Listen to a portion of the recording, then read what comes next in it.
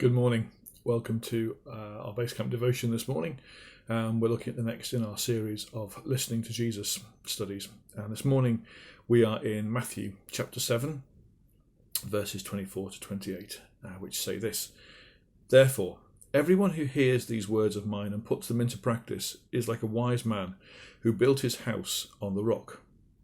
The rain came down, the streams rose, and the winds blew and beat against that house, yet it did not fall, because it had its foundations on the rock.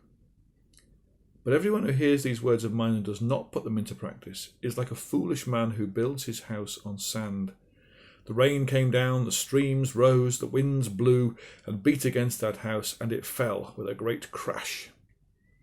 When Jesus finished saying these things, the crowds were amazed at his teaching, because he taught as one who had authority and not as their teachers of the law. This passage comes at the end of the Sermon on the Mount. It's kind of the wrap up for the Sermon on the Mount, and I think in that context is fascinating, because basically what Jesus says here is, okay, you've heard it all. You've heard all this stuff that's gone before, back to chapter 5. Now what are you going to do? What are you going to do? Have you just come to have your ears tickled? Or are you actually going to do something with this? Are you going to change how you live? Because it's very noticeable that what Jesus says is those who hear these words of mine and put them into practice, they are like a wise man who builds his house upon a rock.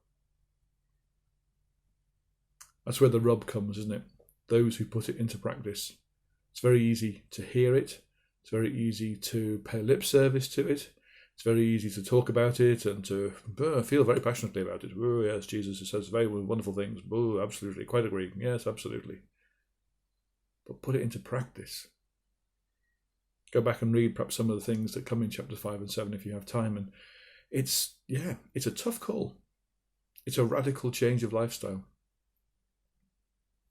It's putting Jesus first. That's what he says. You really want to put me first. That's like putting your life on a rock, building your life on a rock. The point, I guess, really is it doesn't matter what you build. We're not told whether it's a grand house or just a shack. See, that's not the point. The point is not what do you build, but where do you build? Do we build our lives on a firm foundation? Doesn't matter how pretty the house is, how glorious our lives look.